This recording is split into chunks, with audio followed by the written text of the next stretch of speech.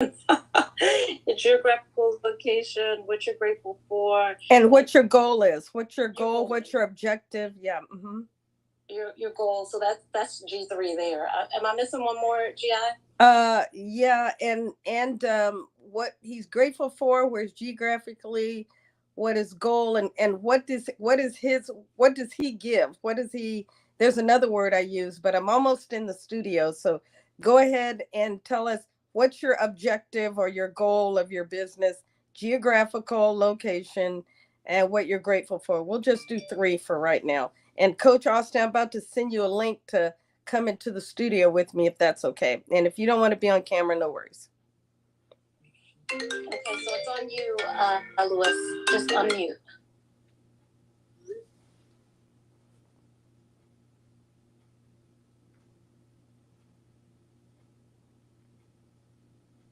Are you able to find the microphone? It's right at the bottom on the right hand side, and you just have to press it to unmute. In the meantime, while we're talking with the Lewis, if there's anyone else that would like to come up and introduce themselves, I see my good friend Tanisha and Sasha. I want to give you guys a shout out. Thanks so much for being here. I really appreciate all the support. And feel free to come up while we're getting Lewis straight. I think, are you having technical difficulties, Lewis? If so, you may have to drop down and come back up.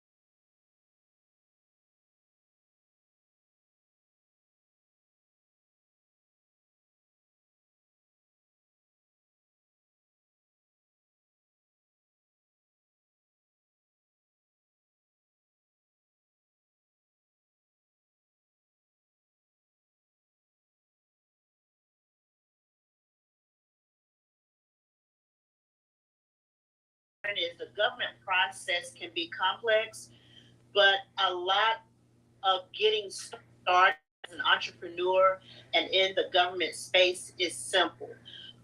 But you have to be practical and you have to be consistent. And two of my main takeaways that I've learned is that I cannot depend on the learning curve from others. I've got to put in the work.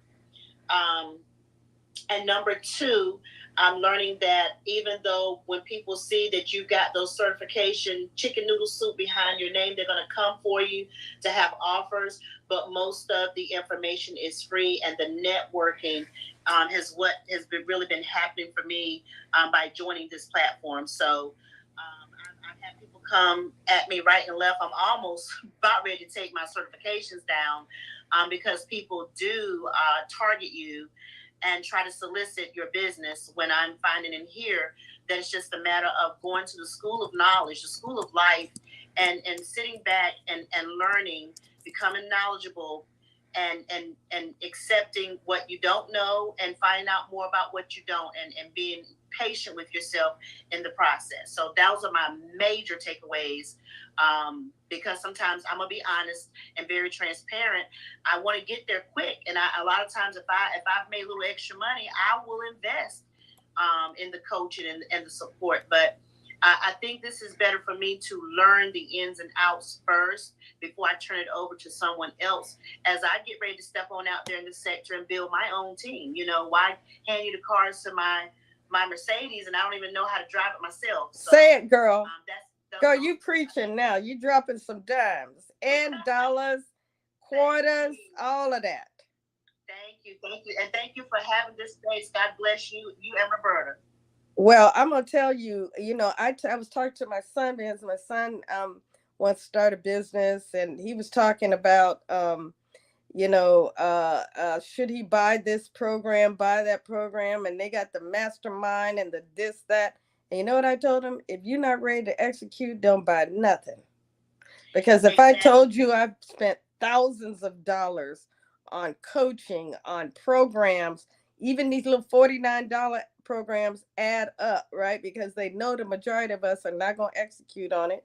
And so what I've done now is, if I'm not ready to do it right away, I do not, I don't buy it. I just say I may want it, but I don't have the time, the bandwidth to execute it, to be focused on it. I'm just going to save it, put it over there, and come back to it, because I promise you, somebody going to have a program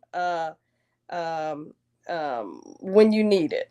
And as what do they say, when the student is ready, the teacher will appear. Hey, Dr. Travis Davis. That's true. Yeah. And I would also like to say, Michelle, that I thank Miss Eliza. She's the reason why I learned about this platform. So she's on here tonight, and she and I we meet each week about once a week. So I want to thank Eliza D. Carter also for passing the information along to me.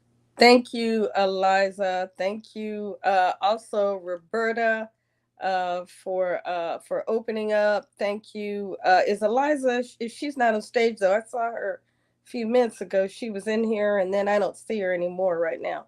But Louis, do you want to say something before we pitch over to Coach? Are you ready, Coach? I saw you disappear. Hey, Louis, can you unmic? Yeah, I'm here. Can y'all hear me? I'm on StreamYard right now. Oh, I see. I hear you, but I can't see you. Okay. Yeah. I'm actually about to hit my destination. We were No worries. traveling. Yeah, but no. as long as you can hear me, okay. Yeah, I'll off mic a little bit. I can hear you fine. Can you guys hear him on StreamYard? Roberta? I hear him. Oh, good. Okay, Louis. Hey, go ahead. Tell us who you are, what you're about, and what's your goal, your mission for being with us this evening. Well, I'm in student mode right now. I've been actually in your. For some reason, there's a huge echo. I don't know. You're breaking up a little bit. Echo and orchard might be hot. Is it okay? Go ahead. Testing. Go ahead, Louis. You're fine now. Okay. So right now I'm in learning mode, and I did purchase one of those all-in-one. We can take you from A to Z. You just kind of sit back and eat popcorn, and we'll run your business for you, kind of things. That I agreed with what you all have said. Didn't work out. Spent 25 years active duty military in cybersecurity, and once I retired, I really, decided that I wanted to go a different route and try and transition from corporate over into my own business. My passion is in teaching, so I wanted to marry those two together, and so I'm now on a track to trying to figure out how I could marry my passion with my experience with government contracting. And I had been seeing your presence online for a long time, and decided to join today. So that's kind of my summary. Thanks.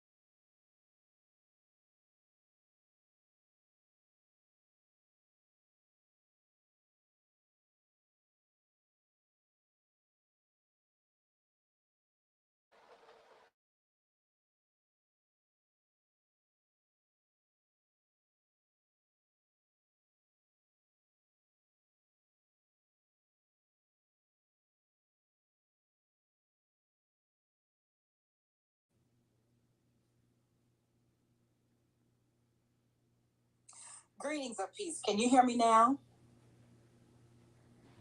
Yes. Yes. Okay, great. I'm Eliza D. Carter. Thank you, Michelle. I've hopped on now and again. I just want to send out some love and peace to everyone. I am a practitioner of stress relief strategies and ancient practices and a master breathologist. And I had an opportunity a couple of years ago, I would say maybe a year and a half. It has to be a little longer than that because of the pandemic. I had an opportunity to go to TPAC and actually register with them and start going through the process of becoming certified as DBE. But as I'm going through this process, they recommend me to homeless shelters. And I say to them, that's not my target market. So just going through the red tape with them became kind of frustrating. And it's just a game that they play. So when I saw you, I said, let me begin to get on and find out some additional information so I can just go on and go through the process. But also, as my friend Tanisha, greetings to you, said, just building a team to get through some of the stuff that I don't know and continue to work to the things that I need to know, because I'm definitely a student of life. So I'm just grateful to be here on the platform and just, glean from what you have to share and just take it and implement it, because now is the time for us to really tap into, and I know that you already have, into government contracts, because that's the real leverage that we need to have in our community. So thank you for allowing me to speak tonight, and I look forward to much more. Thank you for passing. Thank you for passing the word. Hopefully, there's not too much of an echo. I'm going to put the link to the StreamYard in the event post I just posted with the video. So those of you who want to join us on video as well, or feel free to do that. But thank you again for passing the word, for being a passionate learner. And I will tell you, I learn something every day, and I learn more from you all than I think I give. So it's an honor and it's a pleasure. And just give us a thumbs up, Coach, when you're ready.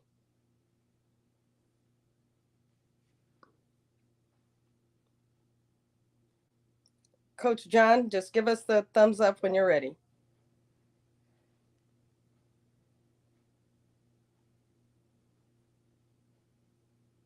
All right. Well, I think I can see him on StreamYard, but I can't see him here on the stage, and maybe he decided to go over on StreamYard. So I do want to say that this is a test. Many people have been saying to me, we can't see it on Facebook. We'd like to see it on Facebook. So I'm just jumping in, and I'm going to practice a couple of times. I tried to do it at midnight one night, and there were some people on. I was like, I didn't know anybody was up at midnight other than me. I tried to do it Friday night, and it didn't work.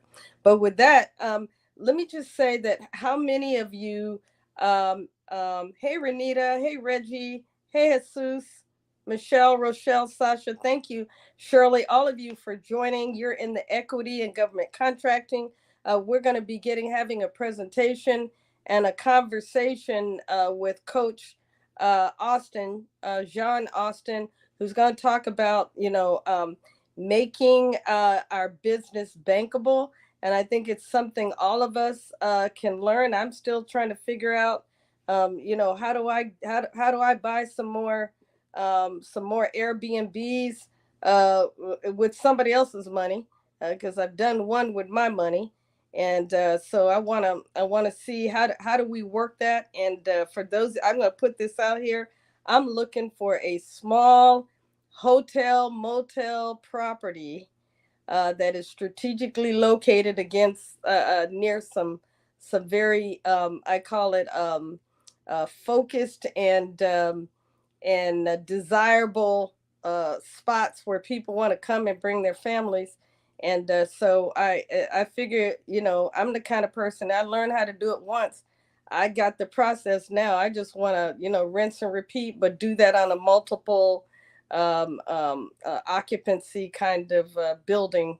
So if you know of anything, I'd say I'm not afraid of nobody stealing my idea. But if you see a property, just text it to me.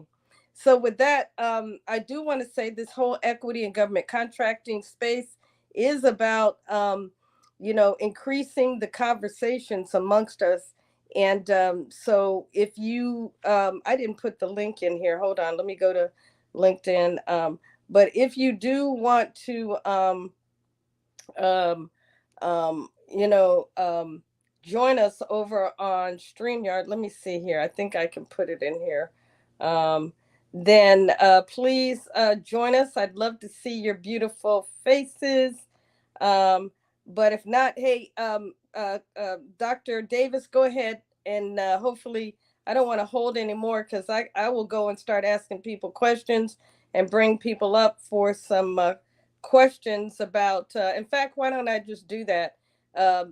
You go ahead and introduce yourself, and then we'll ask people about some of the challenges that they may be having as far as credit and financing their business. Sure thing. Appreciate you having me here. Am I echoing? Hold on a minute. Hold on. Let me mute here. All right, go ahead. Sorry about that. There we go. Thanks for having me up here, Gia. It's always a pleasure to come in this room and have great discussion. My name is Dr. Travis Davis. Been from the DFV area. Been doing government contracting 11 years now. See my brother Reggie down there. What's going on, Reggie? But always a great topic, conversation. I truly think that this is something that can change our communities. I think this is our 40 acres and a mule if we will pay attention to the business of government. So I do try to teach this information to my community as well as much as I can. We specialize in the help desk side, as well as we do sell products and services. We've been in the 8A for 4 years now. We just got our first contract, priming down with the Fort Belvoir. We're testing the air quality, doing fire drills and some other stuff out there that my team does. But we've also started a marketing company as well. So we do marketing for the government too, as well as the private sector. But it's just enabled us to, open up our wings on capabilities by understanding the rules and regulations and what the government allows us to do. And I try to bring that information, again, as much as I can to our community, because I don't think that we're being educated on it correctly. And the people who do try to educate us don't look like us, so they don't quite understand how to get this information across to us to make it stick in our minds. So that's been my passion for probably the last 5 to 6 years. I don't know how we can get it to change, because only 1.67% of the Black community is doing government contracting, and we're the third largest population in America. So those numbers don't add up to me. And instead of complaining, I'm just making it a mission to keep spreading this word as much as possible. That's a little about myself, but hopefully we can hear from everybody else and get more of us involved in that space. And I always say, there is no dumb question, guys. Majority of us don't know about this information. We haven't been taught about this information. So never have a fear of asking a question about this space, because you don't want to just sit on the sideline thinking that you're just going to figure it out. Like it's just going to pop into your mind one day. It's not going to happen. You do need to ask questions. You can't be scared to ask questions. There's plenty of people out here who will help you. But if they can't hear you, they can't help. So use that God-given talent that you got called your voice. And the man upstairs has also placed people out here in this world that can help you to succeed if you do use that voice. That's all I'll say today. I'm going to park my Tesla. Back over to you, Jeff.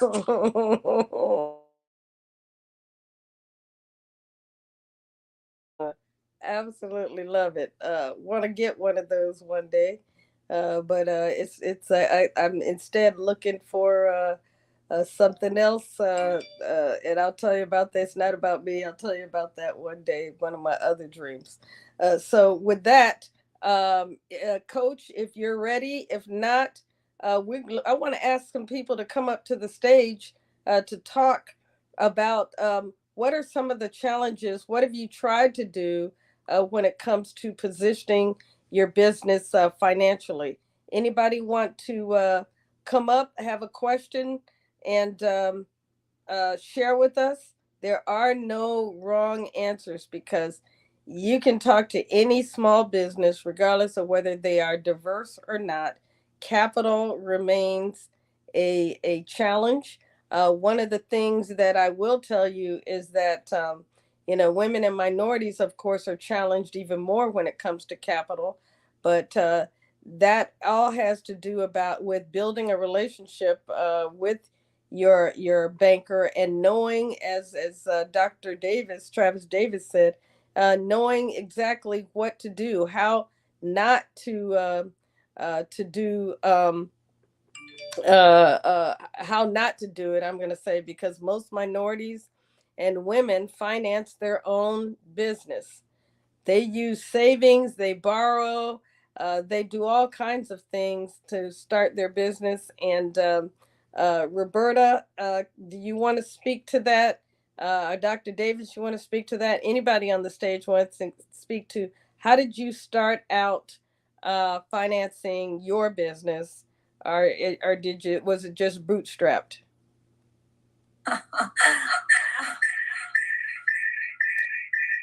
Roberta, you're going to have to mute on one side. I think you're going to have to mute on the StreamYard side.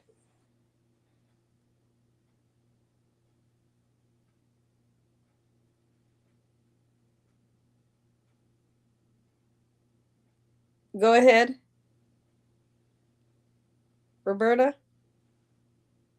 Or maybe she couldn't. Okay. Dr. Davis? Yeah, when I first got started out, I didn't know any of this stuff. I'm not gonna lie. Didn't know about getting loans. The only loan I had was a student loan. So my first contract was with the Affordable Care Act for their help desk, and I did the calculations. I needed like $82,000 to float payroll for a couple of months. Worst case scenario, and I didn't have $8,000 to my name. But thank God I just purchased a house, and the housing market had went up a little bit at that time. I was able to get $60,000 of equity out of my house by refinancing it, and that gave me the money to get jump started. But we ran into the holiday time, and I didn't know about payroll. Now payroll can come out in 24 hours. Back then, payroll had to come out like 48 hours before or something like that. And I didn't know holiday pay came out even earlier. So I was in the negatives. And then I started pulling out credit cards to pay everything. So between credit cards and that equity in my house, that's what got me going to the first paycheck. And then for about 2.5 months, I stayed in my house eating rice and beans because I ain't got no money. But eventually, everything equaled out. And I was able to start utilizing my own funds after that. I'm like you. I've never, outside of that loan that I took out of my house, I've never used anybody else's money to finance my deals. After that, I just started, I don't want to say saving my money, but the money that I got in, I started investing it.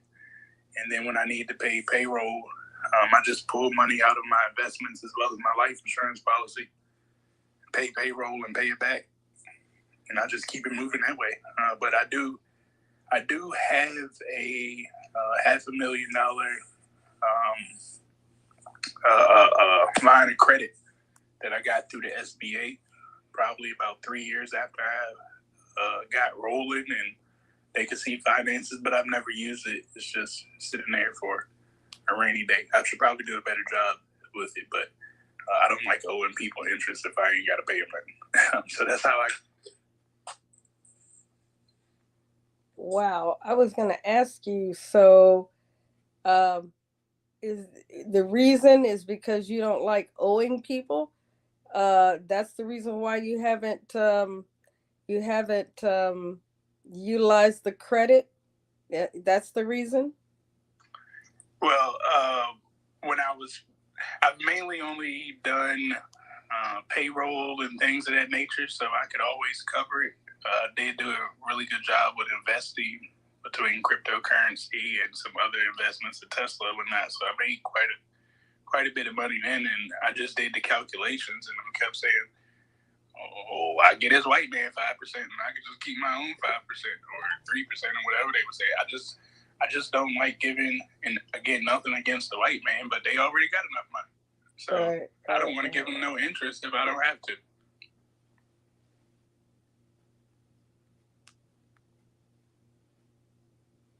I do want to remind people we are live. We are live today on, I think we're on Facebook. I can't tell. I'm still trying to figure it out, but I sent it to Facebook, LinkedIn, and so I just want people to be aware that unlike most of our sessions, which are just contained within LinkedIn and not normally live, I do, not that you wouldn't have said the same thing, because I know you are straight up authentic, and that is the reason why I love sharing space with you, Dr. D. But I just thought I'd remind everybody that we are live. So Coach John, can you introduce Coach John? I see he's in his office looking all coach and business like. I can see him on StreamYard. And those of you who might want to join us on StreamYard Live, do you just want to see Coach in action? Coach Austin in action, you can do that. I put the link in the same video that I used to kind of boost this this particular session, because LinkedIn hasn't figured out how to notify people other than to say I'm live. So I thought I did a little pre commercial for you there, Coach Austin. Dr. D, would you please introduce him, and then I'm going to turn it over to you, Coach. Yeah, sure thing. I got to get over to StreamYard so I can take a look at my main coach over there. But Coach Austin, I met Coach Austin, I think it's been about 2 years ago now, on an app called Clubhouse, if you guys aren't familiar with that. We are some of the original individuals there, and we ended up making an instant connection because he has a piece to what he does that I know about, but it's not my specialty, and I don't want to pour the time into that, and that is, making sure that everybody has their base correct. And your base to me is your financing. You do have to understand how to manage a dollar before you can manage $1 million plus. So Coach Austin does a great job with educating the community on becoming bank ready, which is also the name of his program and his business. It's trademarked, and I think that's a title that needs to go in our community, is understanding how to be bank ready. Like I said, when I first got my loans, I didn't really understand anything about money. I didn't understand about business plans. I didn't understand how to borrow other people's money to get me moving forward. And to have somebody like Coach Alston, who looks like me, who can talk in a language that I can understand it, has been tremendous. Not just for myself, but for my community, as well as his community too, to break things down at a way that we can digest it, as well as we can ask questions too, for things that we don't understand, for those financial words that scare you. He's been a tremendous help with slowing it down so you can, again, digest this information, transfer it back to your loved ones so you can hurry up and get on the pace that we need to be on, because we are behind tremendously when it comes to financing. And again, his motto, Bank Ready, has been tremendous with teaching this information. So he is from Houston, Texas, which is like my second home now. I'm starting to love it. Well, he's not from Houston. He's actually from the Bayou down there in New Orleans. But he does live in Houston right now. And again, without further ado, I appreciate you, Coach Alston, for continuing to educate this community about becoming bank ready. But I'll turn the floor over to you, my brother, so you can share this information. And hopefully somebody can get themselves correct today. Thank you, Dr. D. Hey, over to you, Coach. I'm going to see how this works. You're not on LinkedIn, which I think is good because I need to keep both mics open so that folks on LinkedIn can hear you, as well as the folks on StreamYard. So we are live. I just heard from Facebook. Yes, you are on Facebook. We are live on LinkedIn, and it says we're live on YouTube. So, hey, we're starting ugly and it's getting prettier, and you're on perfect timing. So over to you. Help us out. Show us the way. Tell us what's going on. And please make sure at the end, Coach, you let people know if they want to get more information, more knowledge from you, where to come, and what you can do for us at the end. So go ahead. How to make your business bankable, Coach John Austin. And thanks, Dr. D, for that great intro.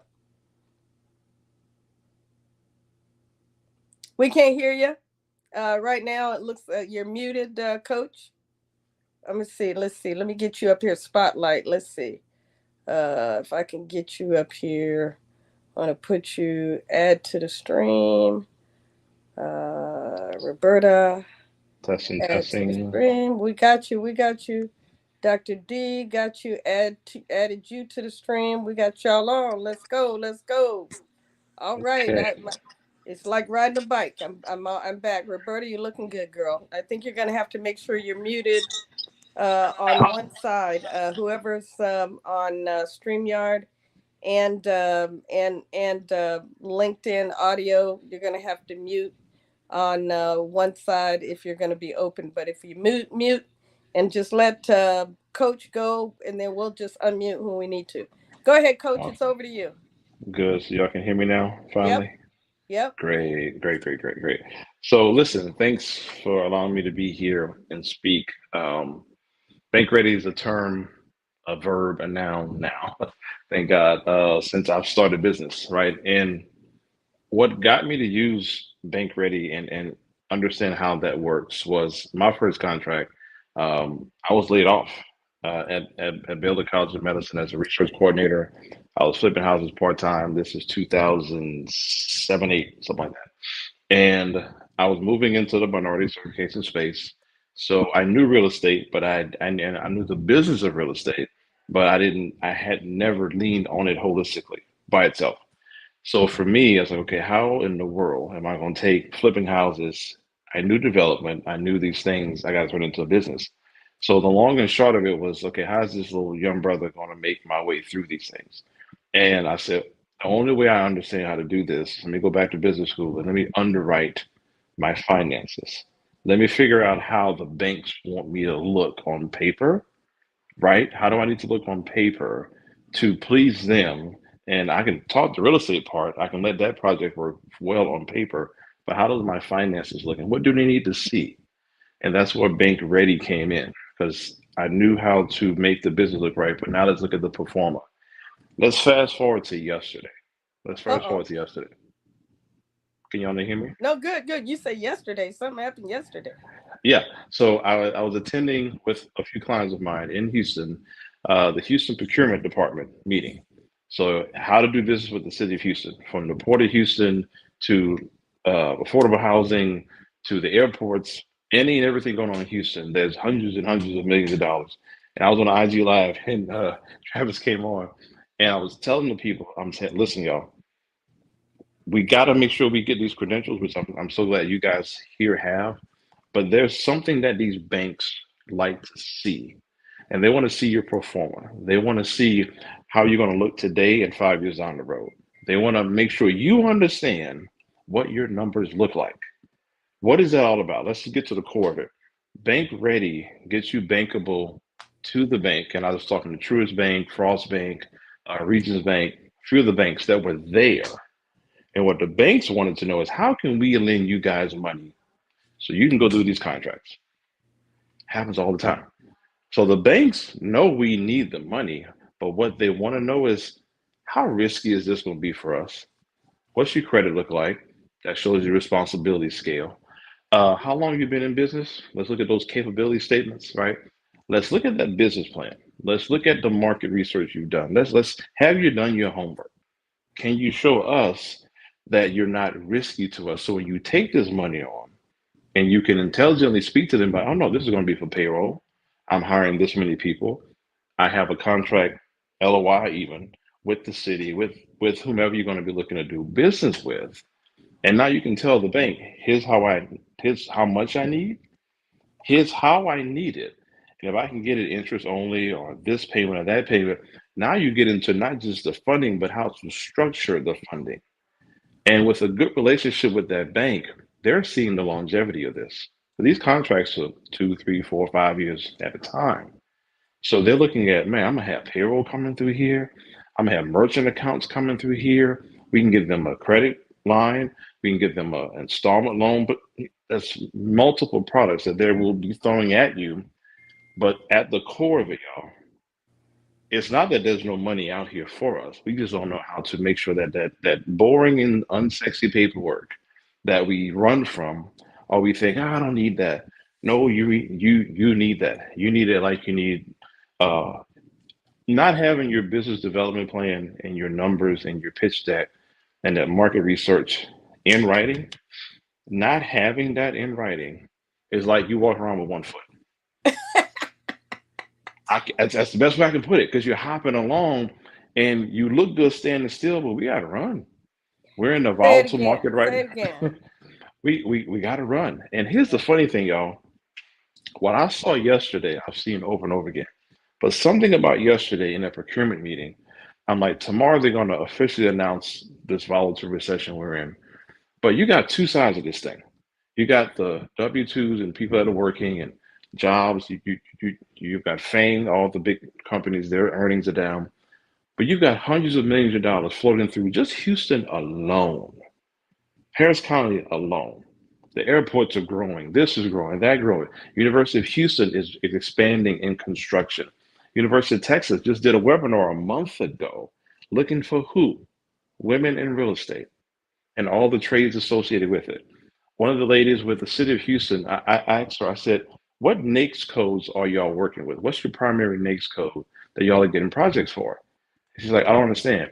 I said, well, some projects only deal with certain NAICS codes. Which ones are y'all looking at? He said, no, sir. We're looking at this many NAICS codes. And she gave me a scroll of NAICS codes on the city of Houston letterhead. We can take all these businesses on.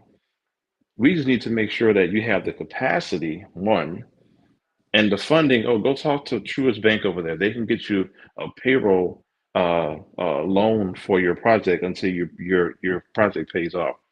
But let me take a look at your performer first. And I had it. My client had it, but there were people in that line that didn't have it, and they had to walk away from that opportunity because their paper wasn't in order. Now I secured 10 more clients, thank God. Woo-hoo. But it was the fact that that's what's missing. The plan and the strategies to implement that plan. Y'all have the certifications, but the reason why so many people are telling y'all to do certain things with your certifications is because you really don't know the power of your certification. That's your certification, and you use it how you need to. Now, I will say this about the banks: they love you being certified because that CARES Act money and that infrastructure money, there's certain amounts of that money that the United States Treasury has documented to go to minority-owned businesses. Y'all didn't know that, did you? The banks have to cut this money to you guys. Have to. And they're looking for you, minority women in business across the board, service disabled veterans, whomever. So for them to do business with you puts a notch in their belt, and they are happy to see you coming. They're extremely happy to see you coming. So for me to get you bank ready, it all goes back down to the same thing. I'll teach you how to speak to the bank, but you need to be able to walk into that bank, set up a meeting ahead of time, but walk into the bank, talk to the bank business manager, regional vice president, if anything, and say, listen, this is what my business is looking at doing. And you go through your pitch deck and you teach them what you're doing. I need you to help me fund this expansion. These are the contracts we're looking at. This is what's going on. And then you give them the whole layout. And they will sit there like, okay, here's the products that we have to offer you. And this is how this works. But without that paperwork and the study behind the paperwork to show that you've done your homework and you can articulate, and in their mind, simultaneously, the risk level is going down. Now you've mitigated your risk on paper. They can vet the plan out, but I guarantee you, in all of my Louisiana voice, I guarantee you, we don't have that paperwork to articulate our message. That's what's missing. That's the missing between generational wealth and being where we are now. So That's missing. So let me ask you this, Coach. Yes, ma'am. Is it just your typical business plan that's needed? What else is needed? And No.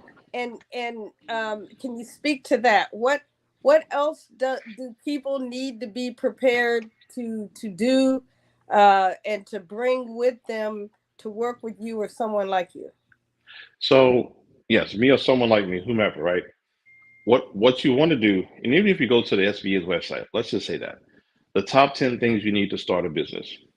It's not an LLC or an S corp. It's not even a business plan. It's studying your market. Why is that so important? I want y'all to all go to Investopedia and look up market feasibility study. Should be 5 points that it discusses. The market feasibility study, in its by definition, it shows you how feasible this business is for you. By multiple levels. In the market feasibility study should be injected into the business plan, which will be associated with what's your mission and your vision. Well, don't underestimate that, because your mission and vision, you should articulate that to the bank, because their mission and vision should align with yours. Whoever you're working with, you should have some alignment there. Your risk assessment, I'll say that over and over again. That risk assessment model can only be attained when you study your market. You do SWOTs on other competition, other companies that do the same thing you do. You want to see what their SWOT analysis are like and put that into your plan. The reason why that's important is when anyone who looks at your business plan can tell the lifeblood of it and how it's going to last for the next 3 to 5 years. That sustainability model is built in. You're going to be building SOPs off of this thing. You're going to be teaching staff off of what the core model of your business is like. So that when you say, I need 150,000, I need 200,000 in funding, you can articulate how, why, when, where all that money is needed and how you're going to pay it back. Let's go into the business plan itself. Your financial performer should have at least 15 tabs to it. Not just a regular little performer one pager. No. Right. We need to break down profit and loss forecasting, cash flow forecasting. And one of the main keys in that answer is your break even. Most of our businesses are failing, one, because we're not planning for success, but we're quitting too soon. Why am I saying that? Your break even might be year 3. But coach, I'm making millions of dollars. No. Your break even, you're paying the bills and you're sustaining, but we got to go from break even to profit, to net profit. What's your cash burn? How much cash are you burning per month, per quarter, per year? So those are the things. I mean, again, we do the heavy lifting, so I don't want y'all to get too overwhelmed. But this business development plan, you get with your CPA, who's like your CFO, and then you do the work. Your team does the work with you, and then your CPA makes sure y'all are budgeting this properly so you don't overextend, you don't over leverage, and you know how to put every dime to work. So at the end of the day, a person like me, I'm not counting all them dollars. Now I kind of nerd out a little bit, and I know what my numbers are at, but I know them, and I'm done. I don't want to mess with it. I don't want to see. Don't tell me nothing about no numbers until it's time to have that conversation. And my staff knows. Get your stuff together, in and out, in and out, in and out, in and out. We're good. But you want to make sure you understand it. For example, with inflation. With inflation, your effective tax rate has to be adjusted and be in your fixed cost to make sure you're asking for enough money and that your revenue is covering this higher rate of inflation, which affects everybody's bottom line. So So, one of yeah, the things I just wanted to jump in here. So yes, I'm I sorry. hear you saying we got to have a plan.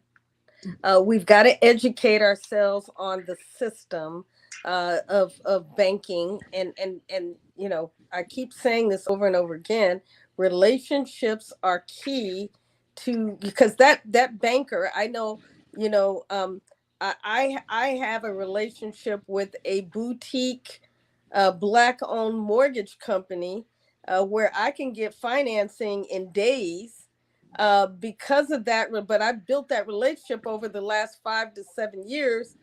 Whereas whatever story he needs to get from me to find the right investor that believes in what I'm doing, what I'm trying to do, or my family's trying to do, and then they go, yeah, I want to invest in that because I've seen, the record, the trend of what she's trying to do. Would you say that's the same kind of thing that's required for a bank business relationship?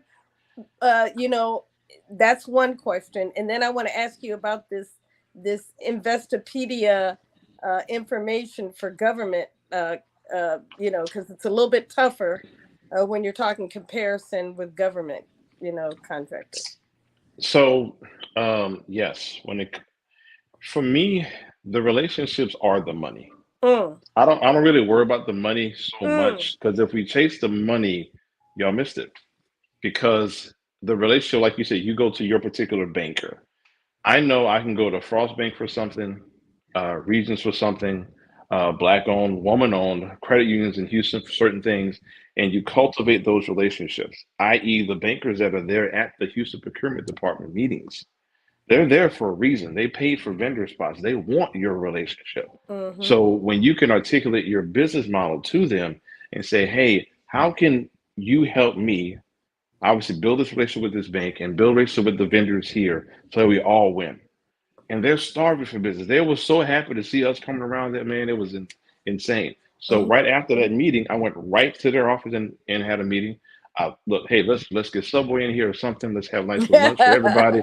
I'm telling you, pay that little $20, $30, and everybody gets lunch, especially on a Saturday. Get Yes. them donuts, get them Yes. coffee, get them Yes. whatever. Yes. They live low key, vicariously through us because they're behind that cubicle, they're working that bank. But when they see you coming in and they know you're, again, that Ready. plan shows that you're ready, you've done the homework. Uh-huh. So that's, yeah. So to answer that question, the relationships are the money. Wow. Tell you, Wow. because if they can't do it, they'll call, and I've had them call up a level. Hey, this is what we've got. This is what's going on. Can we approve X? They need this. Can we do this term? Can we do that term? And this is why. And if it all based off of your plan and how your plan needs to be executed, they don't want to see your business fail. So Right. if they can structure the terms of that loan and that credit line to benefit you, Uh-huh. which it benefits them, which Right. makes sure you don't default, which helps you hire people and run a better business, better project. Well, hey, I've Yeah. never seen it go. I've never seen that go left ever. Well, it's interesting you say that, because I would say the same model you just mentioned is the same model that works with government contractors, and I mean government clients, and program offices. Once they understand that you, one, can solve one of their problems, address one of their needs, they and they feel confident that you are a low risk, because that's important to them. We were just talking a couple of weeks ago about, when contracting officers, when you fail at a contract, they got to deal with you, they got to deal with their boss, and they got to at the same time go find another vendor to do the work, because that need is still there. And in many times, in a department like VA, it means healthcare, it means benefits, and so it can't wait the 3, 4, 5, 6 months. They need it now, because that's the reason why they contracted with you. And so when you fail, that's a major issue. And so they really want to they want to help you succeed. Let me ask you, does the business ever contribute to like you bring them a plan? Has anybody been vested enough to say, well, if you did this way, or changed that way, or asked you questions that made you go back and do more research? Are they partners in this thing, or is it just you submit it, you give the pitch, and it's over? Well, how does that work? I've never seen a bank partner. I've seen VCs partner, venture capitalists for like A raise. Yeah. I'm going through that now. One of our clients in California is doing about a $650+ million raise with them now, and they're doing from raise to acquisition. So this is a black business in California. They're doing electric vehicle parking garages, basically, and they're scaling that pretty wide because California is going so EV so hard. So the VC is like, hey, we need to. Can you 3x this and do this and do that? It'll make it more attainable for us to at capacity to scale this way. So they'll do that. And it can happen here or there. Sometimes the bank may want to see maybe more of this or less of that. And if that's feasible for you to do. When you've done the research, you know how much margin you can give or take. You know how far out you can go. So sometimes we'll see that because maybe they need to see a different flavor or a certain percentage of margin, give or take a few points here or there. That's about it. The bank, again, that risk assessment, that risk model, that feasibility model. A lot of us go for businesses that we want to, I don't know, we get too emotional with our businesses. That feasibility study will technically tell you, nah, that ain't gonna work. And this is why. Nah, I won't do that. And so I want us to get our feelings out of it. And in this market, what product and or service will get you in the door and get them to, and if it's government or anything, and as you know, these P-TAC folks and these program directors, they're people. Yes. What? And I was there yesterday, and the lady was telling me to a T, but I knew what to ask her. What projects are you guys needing vendors for? And I had my real estate folks with me, all women, Hispanic women too, developers. And okay, well, we're doing low income housing, we're doing affordable housing, we're doing this, we're doing that. And they got GCs with them, so I let them have that conversation.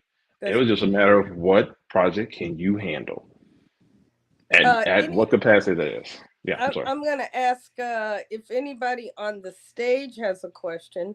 Were there any other points? I mean, you said we got to have our research done. We got to have our business plan done. We got to, do the market research, understand where we're competitive, whether or not there's a market for this. And then also we got to build these relationships. Any other points you want to make before I open up for questions? Yeah, so every bank, kind of think of it as like dating. I'm gonna go that way with it. There's a ton of CDFIs or credit unions that have this money. And again, in my classes I'll teach, there's a link that I give to the United States Treasury. We have it on our sites and all, so it's free information of where the United States Treasury says where this money's going. Tribal groups, this group, that group, and for the minority businesses, the CDFIs, credit unions have this money. And if you go in there and ask them what money do they have and who are they lending to, who are they entertaining? Certain banks like certain things, certain types of businesses. Yes, not every bank's going to be a real estate and a tech and an agricultural and a culinary flavor. Every bank has a certain feel to it. So you want to go to these different banks. That's why it's good to go to these procurement department meetings and the chambers and to see what they like. Who are they lending to? And when you present your business to them, by NAICS code, etc., you'll be able to tell, you know what, we have a better, and then ask them. Sometimes they'll even tell you, we know we do more of this. What do you lend to most? What is your bank's appetite? What do y'all like? And they'll tell you. They'll tell you. And so, you know what? I'm more in this particular genre. Do you entertain those businesses or not? And if not, who would you recommend me to go to? And I've seen probably 70% of the time, they'll tell you, call Susan over here, call Bob over here. Because the They're community is tight and make referrals to each other. all the time. And especially if you tell them Wow. you have Wow. clients, like if you're Did not a y'all hear fit, if you that? tell Did y'all hear that on LinkedIn? You hear that? They make referrals to each other. That's awesome. yeah, Let me see yeah. what I got. Let's see. Um, um, Folks on Facebook, LinkedIn, any questions? Uh, LinkedIn, folks on the stage, you have any questions? And then I'm going to, if you want to raise your hand and ask Coach Austin any questions, do that. Travis, Roberta.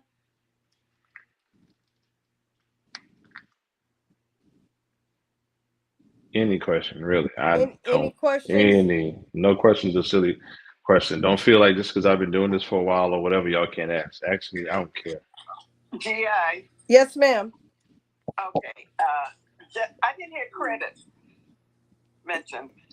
We talked that before you joined, but you want to talk credit? Man, hold on. You want, if you'll mute, because we're on Facebook, LinkedIn, and YouTube all at one time. So if you'll mute, and then I'm going to ask Coach Austin to talk about credit. And then I know Dr. Davis talked about credit. And then feel free to jump in, Miss Corliss. So credit, I'll give you my take on credit. You do want to make sure you're being monitored within like MyFICO, Credit Check Total, Identity IQ, one of those top monitoring companies.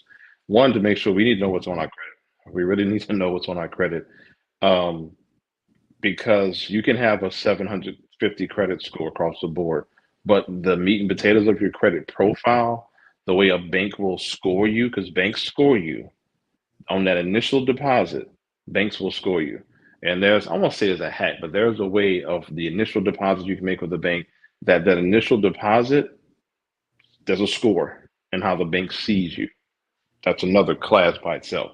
But credit is important. I would go to the SBA's 7A 504 program. I want to say it's like mid sixes is the credit score that they go to. You want to look at debt to income. You don't want to have a high utilization on your credit cards. You do want to have a healthy credit profile. So when the bank does look at you, that doesn't draw a red flag that you're over leveraged in everything you're doing. Now they do understand, and I will say this: if you can articulate what you're doing, they understand if you are over leveraged. Okay, as an entrepreneur, we carry a lot of weight on our backs, so sometimes we have to over leverage. So business credit is beneficial. There's a way that you build it organically. Be careful with these fly by night business credit things that are out there. If I need a referral, I have a few colleagues I work with that are fantastic in that space. But there's so much news out here with that.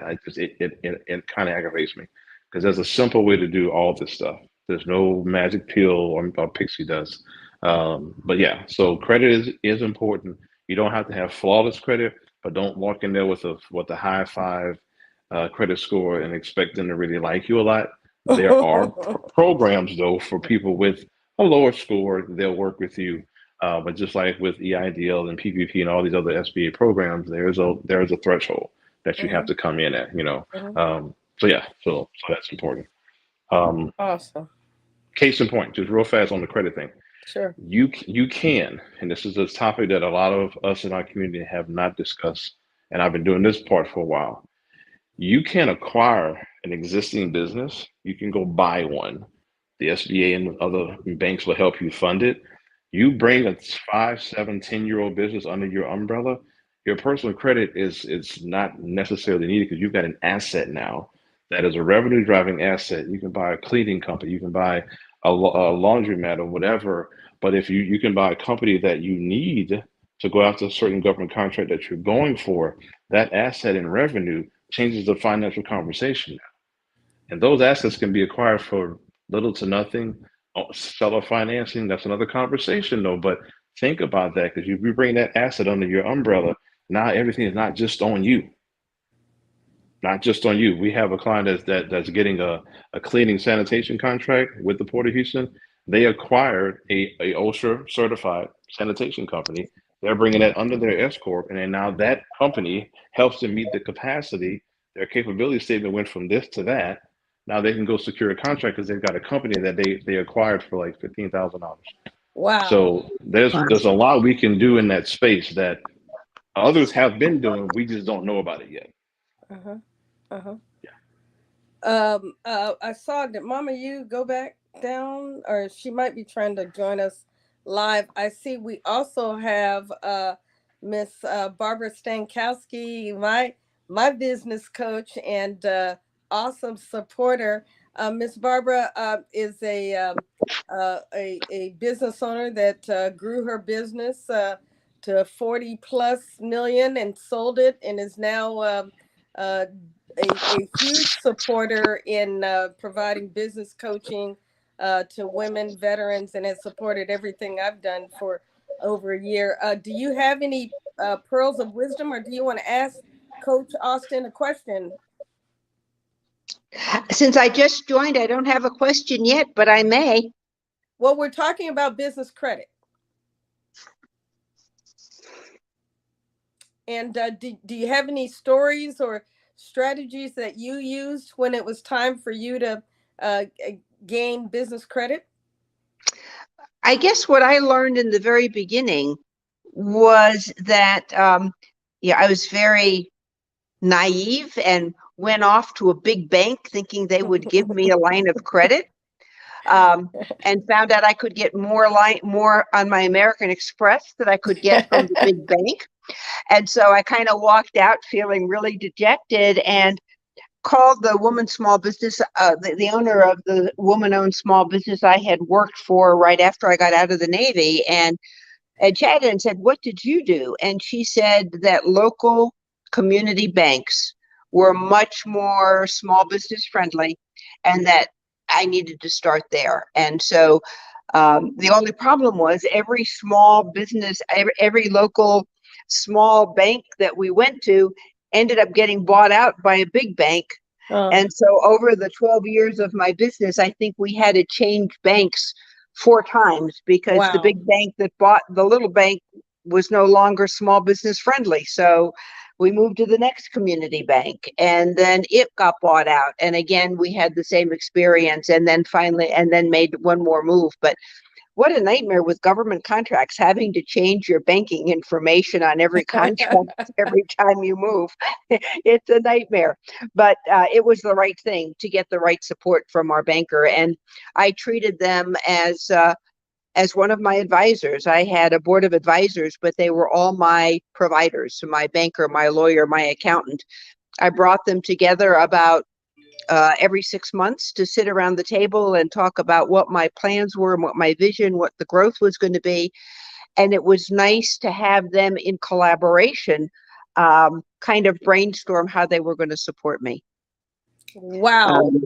I didn't want a board I had to pay people with no skin in the game to come tell me what to do. So these folks supported me, but they had skin in the game because I was one of their clients. And so for lunch once every 6 months, I got great advice and counsel. Great wisdom. Does anybody else on LinkedIn audio want to raise their hand and ask a question? Coach, you got any?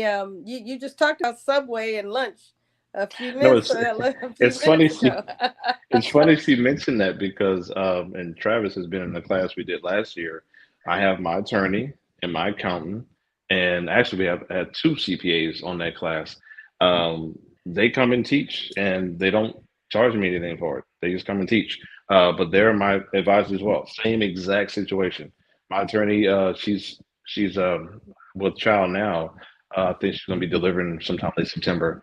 And my wife and I were coming off vacation, and I had to consult with her. And we're just talking. We'll do the consult, and we just talk family and stuff. But I'll sit them around. Yeah, we'll have steak dinner. It may not be all of us in one room, but they are my confidants. They are my advisors. Yeah, I don't pay anybody anything because they got skin in the game. Plus, that skin in the game is good skin in the game. They are looking out for your best interest. Right. Because I refer them business, they refer me business. I know them, they know me. And my attorney, I will say this, is the one woman outside of my wife who can tell me what to do. And I say this, I wanted to do something so bad with the corporate structure. I wanted to do this acquisition, and I did all of my work. And I presented to her. I said, "Listen, I'm just thinking she's gonna say, yeah, here's what I want to do, blah, blah, blah, blah, whatever." And I said, "Just go ahead and get that done." And she's like, she looked it over. She called me back. "Oh, no, no, no, no, we're not doing that." And I'm thinking, "No, we're not. You on retainer. Get this done. I got stuff to do." She said, "Sir, no." And when she says "sir," she's like my office manager, Kendra, "Sir." I'm like, "Damn, okay, what?" Because I know it means something. And I had to sit there and like, okay. And I didn't see that angle. And she knew me and she knew how aggressive I can be. She said, "No, if you do this, this can happen." Probably like 4 months later, I'm like, man, I called. I said, "I'm so glad you said that, because if I'd have done that, I'd have lost my hand. And it wouldn't have been good for me. So having those people who really look out for you and can tell you no and mean it, and you can respect each other, that's a lifetime relationship. Lifetime. So I refer all my clients to her. So I have all my CPAs, and that attorney in particular gets all. And if she can't handle the business, her referral, I don't even second guess it. I Wow. don't second guess it. So y'all, yeah, that relationship, Barbara's spot on. That'll take you, man. And now my kids are going to be around her kids, and that's how you build the Wow. generations, families. Yeah. So she's having a baby, so they got little aunties running around, and it's amazing to see that work. So again, y'all, the relationships on multiple levels is the money. Wow. Well, I've got Brandon Smith. Brandon, would you tell us who you are? He's on LinkedIn. He is, I'm not connected to you, Brandon. You're a third. But Brandon he does financial management. He's out of Tampa. You got some nuggets to drop, because we don't do sales here. This is a free free environment. We do know that referrals may lead to business opportunities, but this is not a platform for sales. And since this is the first time you're joining and I'm not connected to you, I just wanted to make that clear. Please tell us who you are, what you do, and question or comment. Oh, absolutely. Wait a minute. Let me see. Are you on both? Are you? I'm on the phone on LinkedIn. Okay, so go ahead. I'm getting a little feedback from you. Everybody's muted except for me, and I got to keep you. Let me mute, and then you go ahead. Go ahead, Brandon.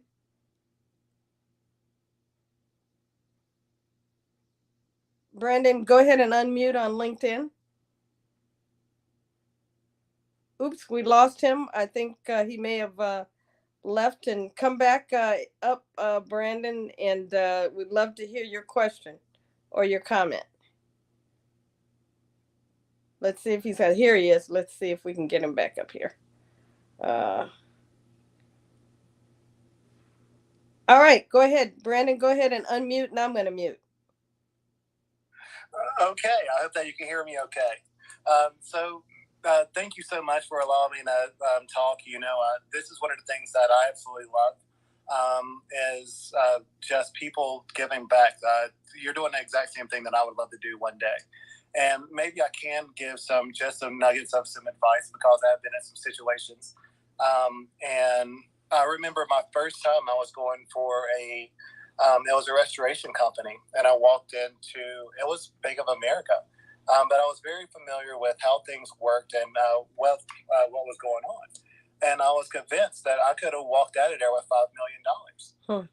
And it was because that I had a team behind me. I've been a part of the SCORE program.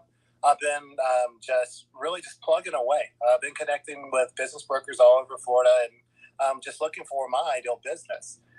So the business honesty credit, I understand that that's very important. But the one thing that really caught my attention about this was the equity in government contracting. And, this was something that's huge. It's huge. And I was just wondering what would be one of the best businesses to get in with this. Like when you're first entering into government contracting, that's a massive site with a lot of businesses on there, and I was just hoping just for a little bit of nugget or some advice in that area. Great question. Miss Barbara, Roberta, either you would like to, or Travis like to answer that question. What is the, if you're just starting out in government contracting, what would be one of the, I call it lucrative areas to get started in? Well, I mean, every area is lucrative. I would really say, like, if you're starting right now, I will focus on simplified acquisitions, just because of the time frame that we're in. But outside of that, outside of the fourth quarter, I really believe it's just doing your research and doing your due diligence, because there's so many approaches that you can go at government contracting. But also follow the money.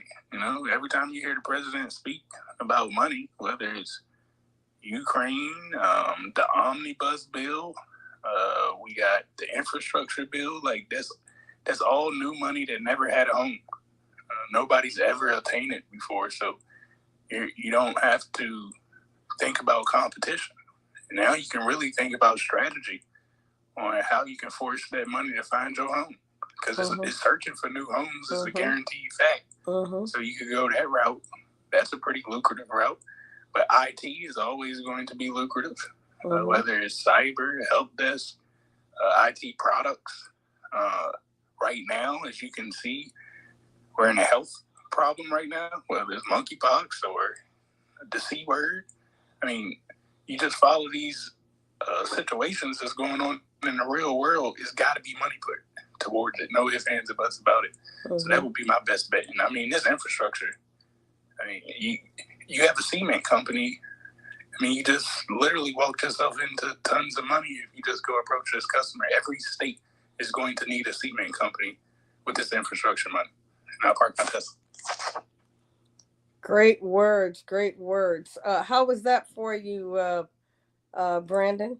Oh, absolutely perfect. Okay. Anybody else on the stage, or I do have one more. Yeah. Oh, wait. I think Miss Barbara might want to answer that question. Well, I think I would have a question back to Brandon, which is, what are you great at? And what fabulous service can you offer the government? And what differentiators make you special that would make the government want to do business with you? Great points. And that's so important, because, just because the government's spending money at it, let me tell you, a lot of folks on the stage have been doing business with government for a while. I cannot say that I've always done B2B when I was in business, but what I'll tell you is it's tough.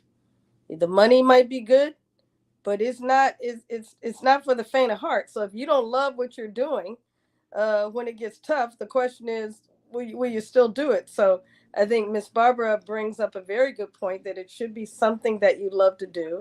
And then you're going to this nation's biggest customer and selling it to them and getting a piece of that pie. You wanted to ask a follow-up question, or Roberta, I saw you come on stage. Did you want to contribute? I don't know where to unmic. So you're unmiked right now, sweetie. You're good. Okay, great. Well, I was going to say the same exact thing that Barbara mentioned in reference to what are you good at? And then Coach Austin mentioned that the relationships is really the money. And he talked about that feasibility report. So once you actually do the feasibility report, as well as a SWOT analysis, then you know if you're good at it, if you have relationships in those arenas, and if you can actually do the work. And then if you follow that and you see what the risk assessments are, that is this, too risky? Can I put enough skin in the game? Do I have enough skin to even put in the game to make this happen? And like Brandon mentioned, and shout out to Brandon, he's one of my colleagues. But he said he could acquire 5 million from the bank. So if he was able to do that in his passion and it has the feasibility report said that this is a lucrative business and that you can make, money on your investment. You will, then I think then that's where he should be directing himself, and especially with the federal government. The federal government is the best place to be. I think it's the best kept secret, and I think that you're in the right place, Brandon. And if you do all of that homework and get all your paperwork in order and go and acquire your 5 million, then the sky is the limit. Great. Did you want to ask another question, or Brandon? Yes. Thank you, Roberta. Go ahead, Brandon. Okay. Thank you so much for the words of wisdom. The last question is just coming down with those relationships. So when you were doing it with your retainer and with your lawyer, with the attorney, and your CPA, did you do it on a cost deferred basis? Of course, like when the deal is done, so based off your relationship, they had an understanding, they understood, you met up a few times, they understood your vision, where you're going with it is solid, and they were just like, yeah, I'm okay with just working with you for, until the deal is done, until we close the deal. Is that how that worked? Or how did you talk to your attorney and your lawyer, your attorney and your CPA, and kind of keep them on board with you? Well, for me, the retainer is an annual retainer, so they get paid handsomely. Trust me. So, and I wanted, I almost say carte blanche, but I wanted. Question. I think you're muted. Yeah. Oh, sorry about that. I was muted. Can you start over again, please? I'm sorry. They couldn't hear you on the LinkedIn side. Oh, okay. Is that better now? Yeah. Okay. Yeah. No. It's a handsome retainer. Trust me. So, and I wanted to have access to them, kind of untethered access, and I wanted that consultation realm of it not just be transactional. And the relationship grew over the last couple of years. So I pay the retainer. Yes, we get kind of the billable hours every month, but it's so flexible right now. I don't force the hand though. I don't overreach, of course, and I do pay oftentimes when I can tell it's over. I'll always give an extra stipend to it, but it's a relationship to where whatever I need to ask, whatever the ask is, it's not contingent upon an hourly basis. It's really contingent upon how can we help each other better. Because she often comes to me for business advice on how to help scale her practice. So it's a good there's a good synergy there. And I would help you do that with your legal CPA, program directors that you run across, PTAC, SBA, whomever, right? Build those relationships. And I love what Barbara and Roberta had said. Make sure, because if say you're going to work with someone like me in that business strategy space, you got to really have that superpower that you don't have to work so hard at, because there's going to be a lot of long nights of putting in research and reading and reading. You have to nerd out on this stuff and really like the space you're in, because if you don't, it will run you and like, oh, I don't want to do this, this is terrible. But you have to nerd out, and it makes you better in the space where you're happiest functioning within that superpower that you have. So whatever that is, figure out what that is first, and then execute contracts in that space. But I hope that helps to answer your question. What do you say, Brandon? Did give a thumbs up if that worked? We got folks in the audience on LinkedIn audio. How has this been for you? We are at 8:28, and I've been saying I'm gonna wrap up by 8:30 because it does get to be a long day. And I'll tell you, mine started at 2 o'clock this morning. I was on training most of the day, and so then meetings back to back all the way up to 6 o'clock. So I know many of you know that I'm an entrepreneur. I may not be an entrepreneur right now, an active one, I should say, but my spirit is very much entrepreneurial, and I do want to respect that, people's time. But I want to find out, anybody have any other questions? Can you give me some reactions on LinkedIn? Has this been valuable for you? I'd love it if Kriti, Naomi, Lewis, Liza, Sasha, Jeff, Bruce, Tracy, Jesus, if any of you would come to stage, or if even on Facebook Live and LinkedIn Live, if you would say what is your takeaway? What's one takeaway that you got from today? Because Coach Austin has been so generous with us in sharing his passion. I've gotten several DMs of folks that want to connect with you, Coach, about some other stuff. But I would love it if you all would just share a takeaway and let him know that we appreciate him, as well as Dr. Davis, Miss Barbara, hey Sasha, and others. So please go ahead. Hey everybody, Sasha Gilbert here. I just wanted to say thank you, Spud, and just providing such valuable. You're breaking up. You're breaking up a little bit, beginning. Sasha. Can you start over? I'm sorry. Let me go back closer to my Wi-Fi. So sorry. Running away from children in my house. I just wanted to thank you for, Roberta, she invited me to the meeting. I'm one of her colleagues. We work together in the financial sector, and boy, that woman is a powerhouse. So when she invited me to this meeting, I jumped on it, and I'm so glad that I did. Thank you, all of you, for just coming together and just sharing from your experience and your wisdom, and just being willing to make a difference in the lives of people. My background, I've got a bachelor's and master's in business, and I'll be honest, I graduated and I had no clue how any of this worked. They don't teach it.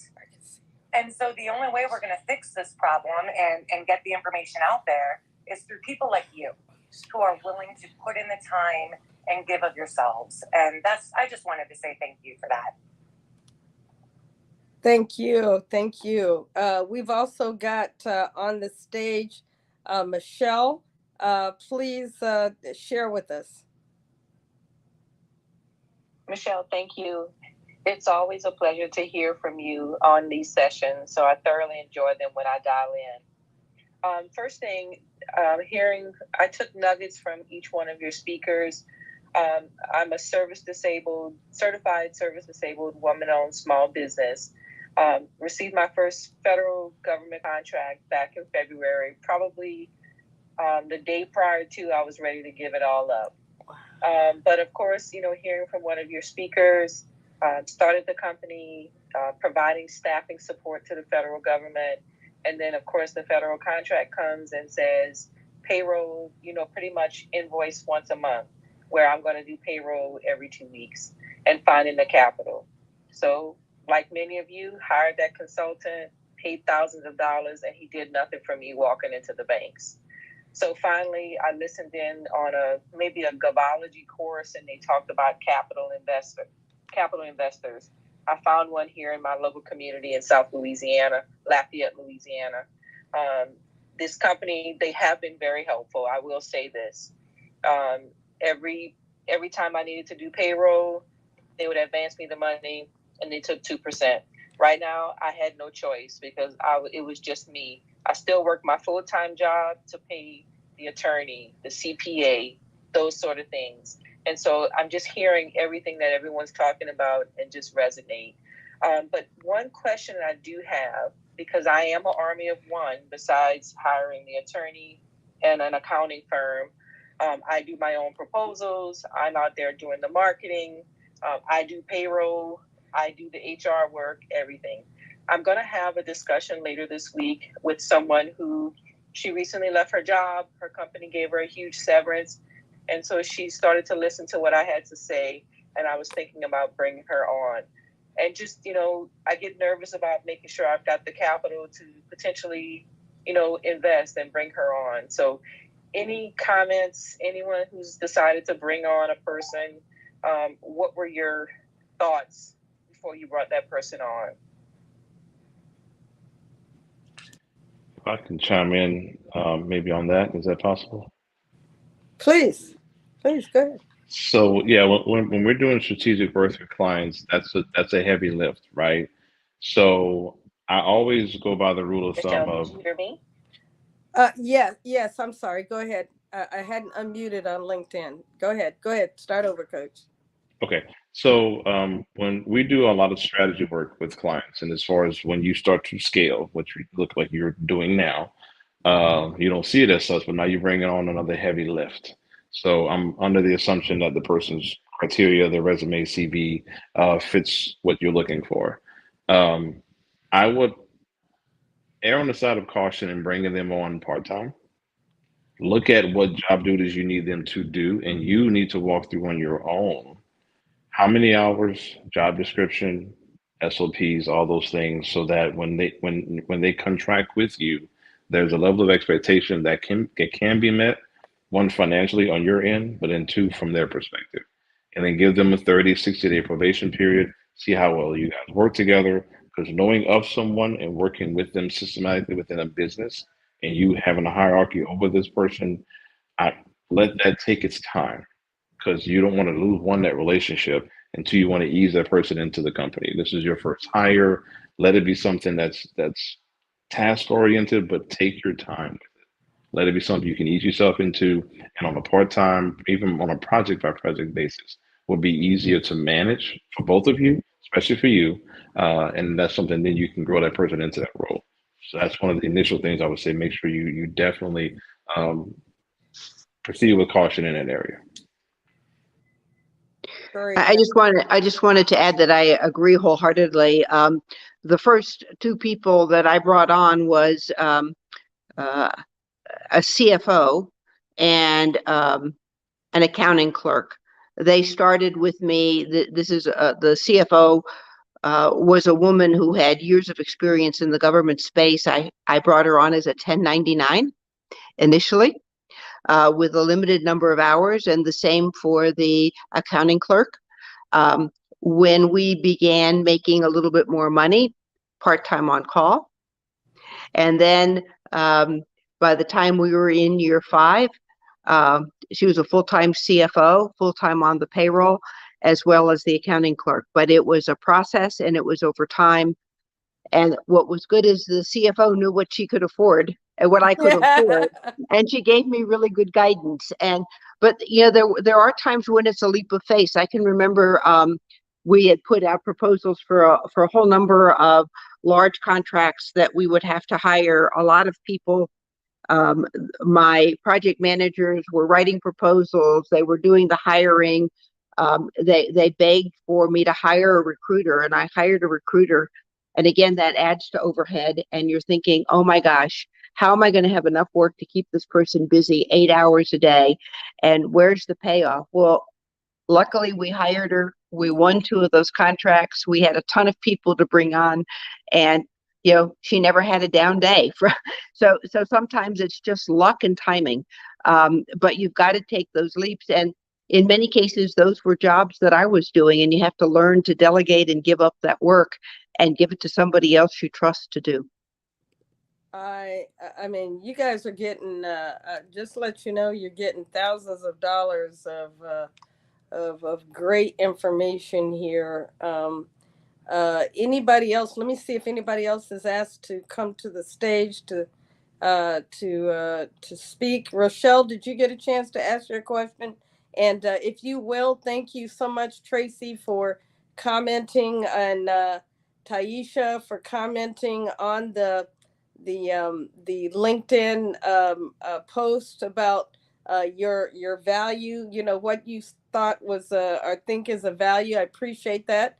If you do that, I'm able to show it on the screen here on StreamYard, and it'll be recorded with the actual video of this session.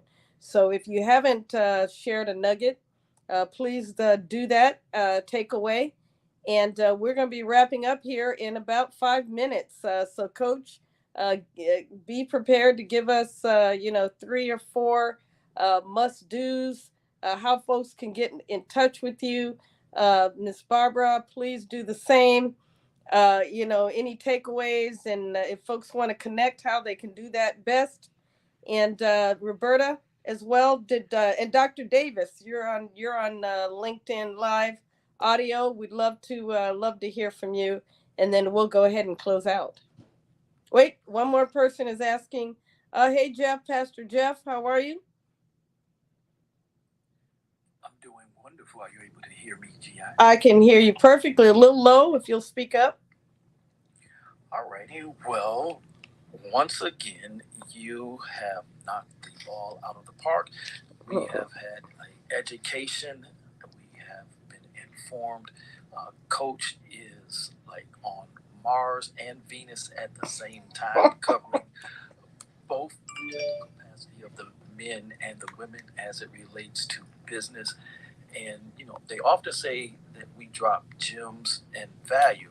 Uh, he did more than gems. He dropped that a universal gold that we're all looking for, because gems are not liquid, and he gave us liquidity information that we need for liquidity.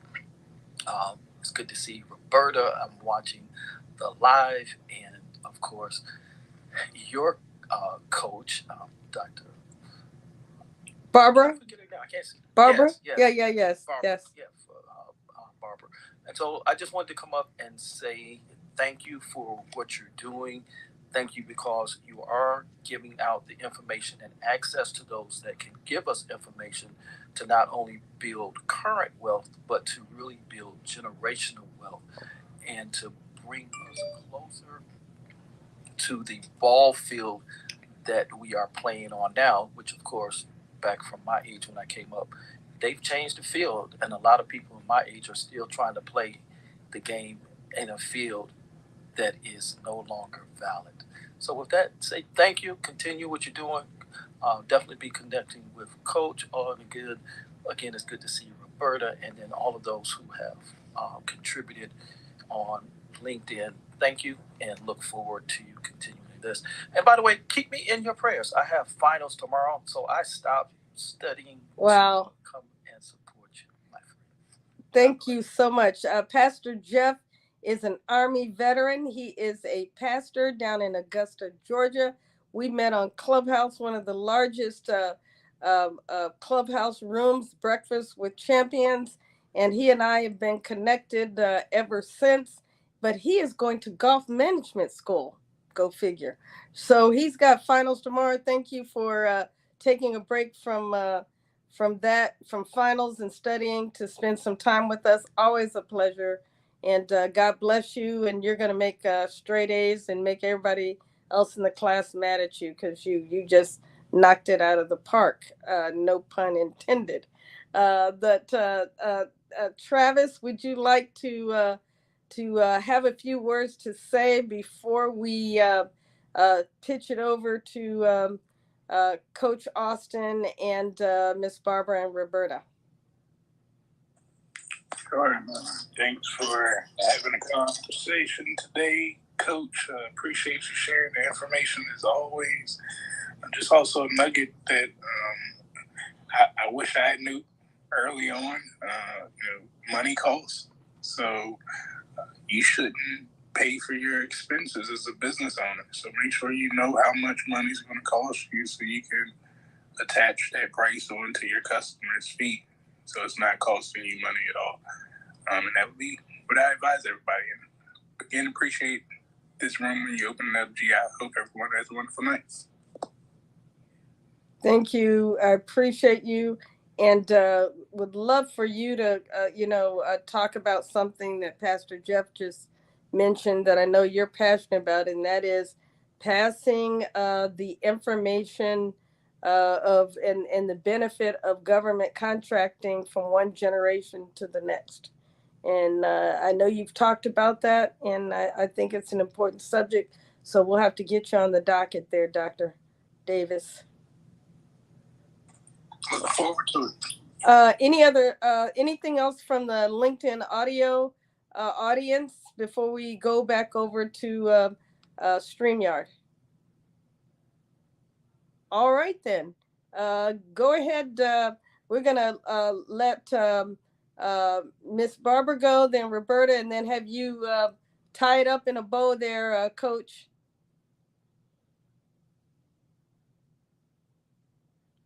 You're muted. Michelle, just thank you again for doing this. It's great to be here. Sorry I couldn't be here for the entire program. To the audience, I'll just say government service business is a challenge. Never ever give up. Mm-hmm. I wholeheartedly agree. Thank you, Mama. I see that you chimed in. I put your comment on the screen. Missed you. I don't know. I guess we lost you, but I was looking forward to you giving us some wisdom as well. Roberta. Thank you, GI.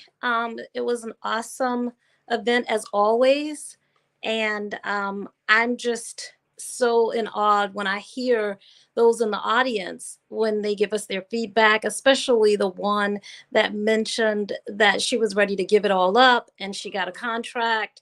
And then after she got the contract, she was thinking about giving it up because it was a lot of work.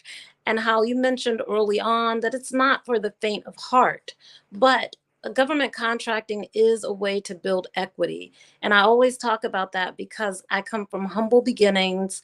I'm one of 8, and I'm the only one with an advanced degree, and I'm the only one that has my own business, and that I was able to do that through the federal government. So I think that if we can bridge the gap, as what Travis always talks about the different generations, to really tap into government contracting. And then just listening to Barbara, I mean, she's a wealth of information. And so the fact that she had to keep changing banks, I mean, those are the things that you don't know until you experience it. And so we're here to hold the hands of others so that they don't have to go through all of the ups and downs that we went through. And so again, Coach Austin, you're just amazing. And I keep doing what you're doing. I'm here with you every week. I've been here from day one, and I love you and I love what we're doing, and I'm passionate about giving back. So for those in the audience, we look forward to seeing you again and hearing you next week, same time. Yes, thank you. Appreciate you. Hey, come on, Coach. Tie it up. All right, can y'all hear me okay? We can hear you perfectly. It's funny that story that she gave that about almost giving up. And I haven't shared this with too many people, but right before we met, and I might have told this to Travis a little, I almost said, you know what, I'm done teaching. I'm tired because you give a lot. Your vibrations have to be very high. And I don't mind giving, but it does empty you. Like after class, I have a policy even in my company, and Kendra helped me implement it. When I'm done with the class, the next day I don't do any work. Like I'll sleep in, I'll do yoga, I'll go into the sauna, I'll run and just work out and just get my body back in gear. And a lot of people didn't realize that. I guess I assumed they didn't. And it was getting exhausted. And I'm just done. I'm done. People don't want to hear this stuff. It just whatever. And then met you, things start going another way almost. And then now it's like I'm being asked to speak here and there. And I really thank God for that. And I can kind of feel my grandmother floating around here and there, and I can feel it next to me sometimes. And she told me one thing. She said, I need you to be a champion for our women. I need you to be a champion for our people to make certain that what God's giving you, I was the first grandchild and first to do this and that. And, I was like, okay, what does that mean? But now I know what that means. And I had the best day of my career about a week ago. I got a call after call after call after call, and I almost cried on the phone. Like I called my wife, like, "Babe, this is what. Did you see who just called me?"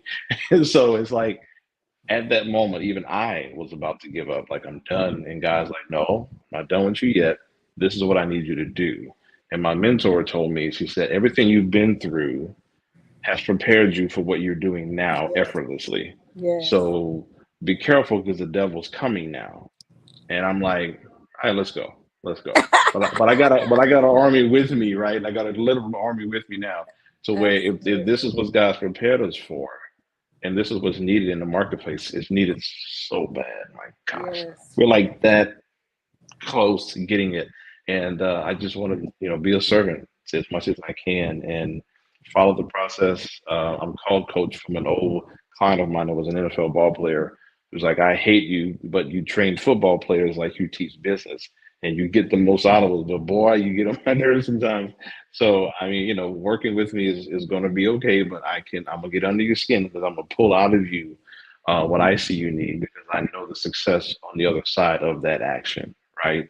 And it's not fancy, it's not sexy, but it'll get the job done. So I appreciate you, GI, and everyone else for being here. I really do.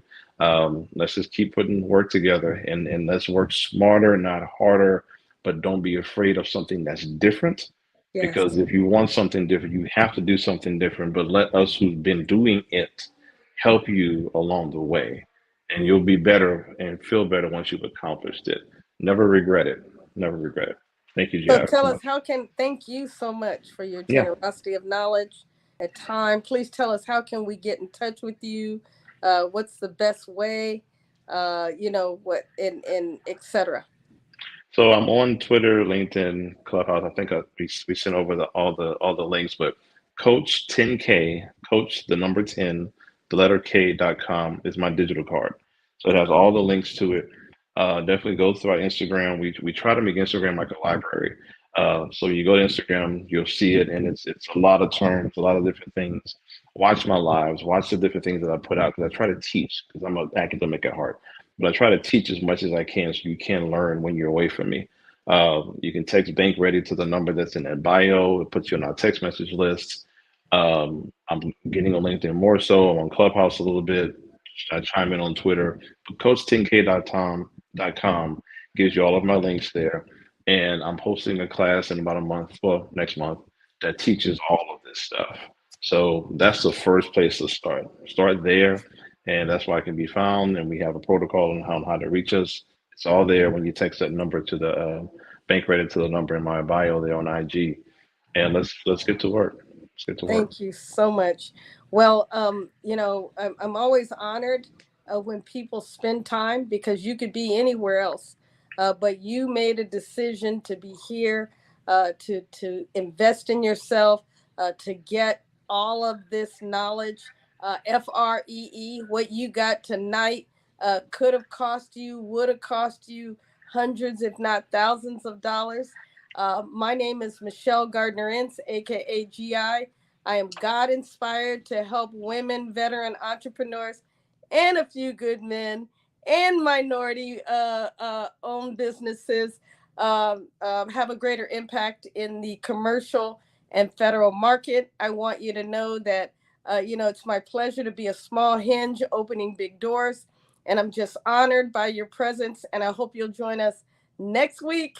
We'll try to make it a little bit smoother. Today wasn't too bad that we, for the first time, went live on Facebook, LinkedIn, YouTube, and LinkedIn audio all at the same time. Thank you so much. You don't know how much you blessed me and confirmed that I'm doing what I'm supposed to do when I hear stories like Michelle's that basically says something that you heard here. Uh, this space helped you keep going, and that's what it's all about. Let's get after it. This is a historic opportunity for us to increase the equity in government contracting.